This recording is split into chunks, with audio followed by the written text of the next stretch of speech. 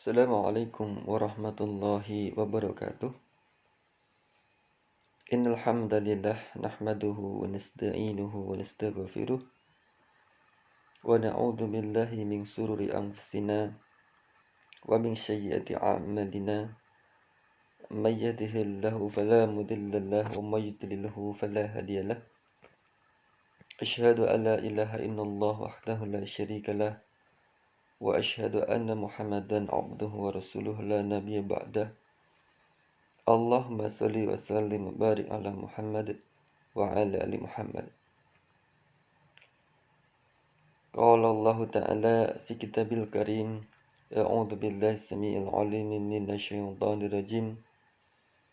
Fa khalafa min ba'dihim khalfun adhaa'us salata wattaba'us syahawati fasawfa yalqawna ghayyan illa man taba wa amana wa amila shalihan.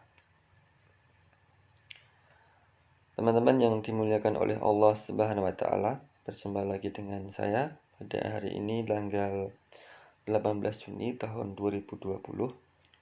Kali ini saya akan mengangkat tema tentang problematika remaja.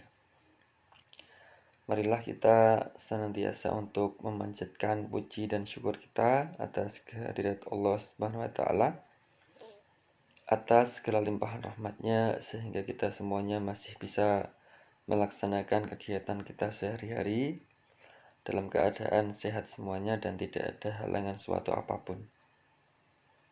Dan marilah kita bersolawat atas Nabi kita Nabi Muhammad sallallahu alaihi wasallam. Allahumma shalli wa sallim barik ala Muhammad wa ala ali Muhammad.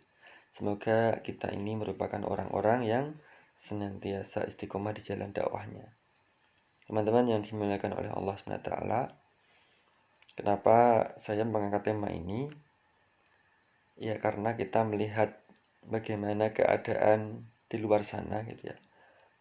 Adik-adik remaja kita yang kemudian sangat memprihatinkan gitu. Ketika saya pulang dari kota kabupaten ya, di Kabupaten Karanganyar, itu sore hari, saat itu kondisi sedang hujan begitu ya, dan azan maghrib sudah tiba begitu. Saya memutuskan untuk mencari masjid di pinggir jalan di antara jalan Karanganyar dan Kerjo. Saya tidak menyebutkan nama desa dan masjidnya.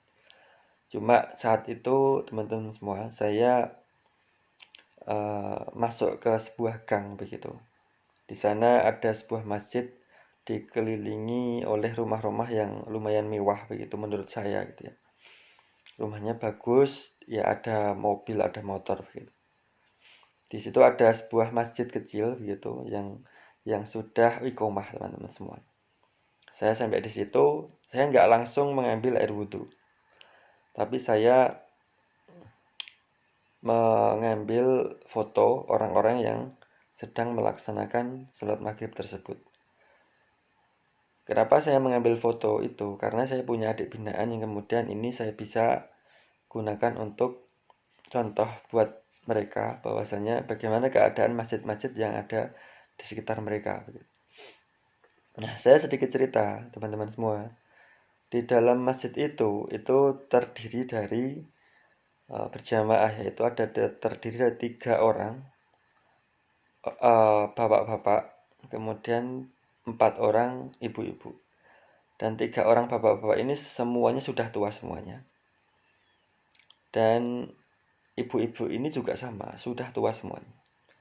Saya di rakaat pertama mengambil gambar mereka, saya simpan dan akan saya jadikan untuk bahan pembinaan buat adik-adik rohis begitu. Kemudian ketika saya wudhu, tiba-tiba sudah di rakaat terakhir. Jadi sholatnya itu cepat sekali gitu. Karena mungkin ya sudah sepuh semuanya, ya sudah badannya sudah agak doyong ke depan semua begitu.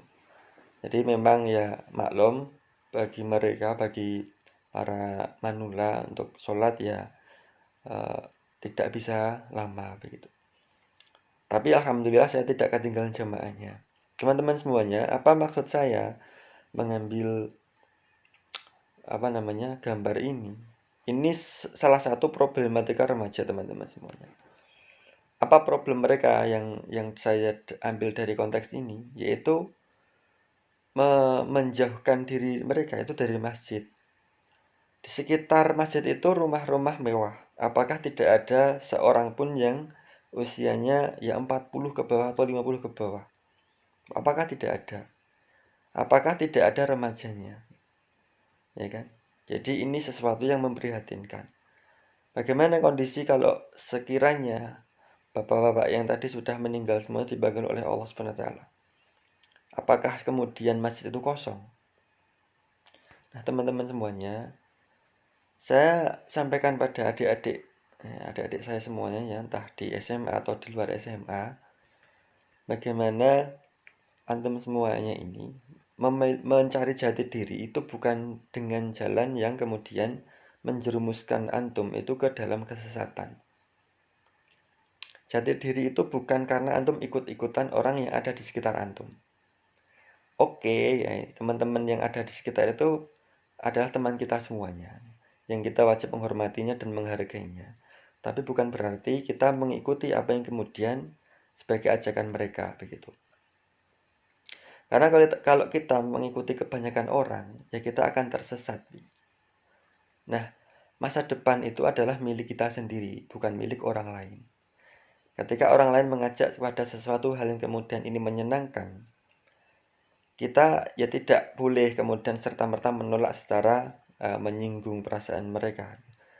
Tapi ya kita tetap berteman dengan mereka. Tapi saat kewajiban kita ini dipanggil oleh Allah dengan azan, ya kita kemudian menghadirinya, mendatanginya.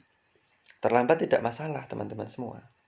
Tapi antum ada rasa kemudian tanggung jawab kita ya sebagai antum semua sebagai remaja ini bisa untuk melaksanakan sholat gitu loh. Banyak sekali problematika remaja yang lain. Yang saya angkat di sini adalah sesuatu hal yang sangat dasar, yaitu sholat gitu. Saya tadi mengutip sebuah ayat ya di dalam Al-Qur'an gitu. Yaitu tentang ancaman orang yang meninggalkan sholat. Ancaman orang yang meninggalkan sholat. Apa teman-teman semua? Jadi sholat itu, ya, meninggalkan sholat wajib itu lebih besar dosanya daripada zina loh teman-teman. Jadi meninggalkan sholat itu dosanya itu lebih dari berzina. Artinya apa? Ya ini termasuk dosa besar gitu loh. Jadi ini teman-teman semua yang masih remaja, antum ini kan sudah bisa berpikir, bisa membedakan antara yang baik dan yang benar. Jadi seandainya nanti ada sesuatu hal yang kemudian membawa antum ke kegiatan-kegiatan yang sifatnya ini adalah kegiatan remaja, itu diikuti sepanjang hal itu tidak bertentangan dengan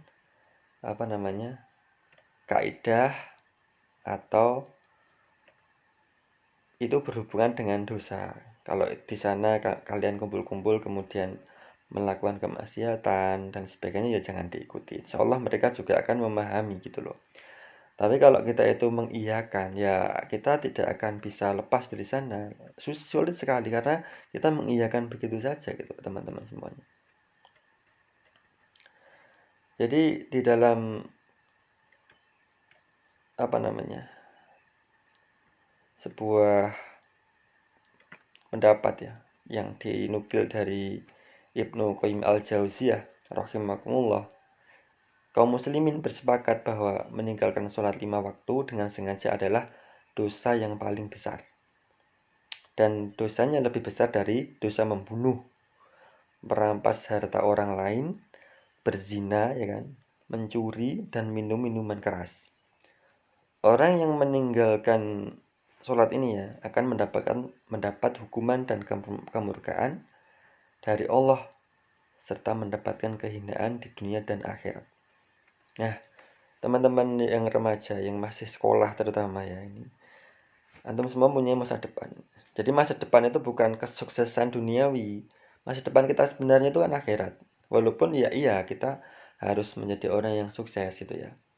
Tapi misalnya kita di dunia oleh Allah ditakdirkan sebagai orang yang biasa secara rezeki, secara pangkat, kita masih punya yang namanya sesuatu yang abadi dan kekal di sana yang tidak bisa dibandingkan dengan kehidupan dunia gitu. Yaitu surganya Allah Subhanahu wa taala. Yang di sana itu khalidina fiha abada, kekal gitu ya. Jadi iman-iman sekali teman-teman semuanya yang sekarang masih remaja atau sudah SMA atau sudah kuliah, ini kalian semuanya saya harapkan, saya nasihati, dijaga sholatnya, jadilah orang yang keren, yang kemudian dekat dengan masjid, ya kan? Jadi tidak harus kalian ini keren kemudian menjauhkan diri kalian dari masjid Allah. Jadi ini sebuah ironi, kita hidup di negeri yang mayoritas muslim, tapi masjid-masjid kita dihuni oleh para orang tua. Ini ya teman-teman semuanya, mudah-mudahan kultum saya ini bermanfaat. Ada salahnya mohon dimaafkan. Subhanakallahumma bihamdika asyhadu an la ilaha illa anta astaghfiruka wa atubu ilaik. Assalamualaikum warahmatullahi wabarakatuh.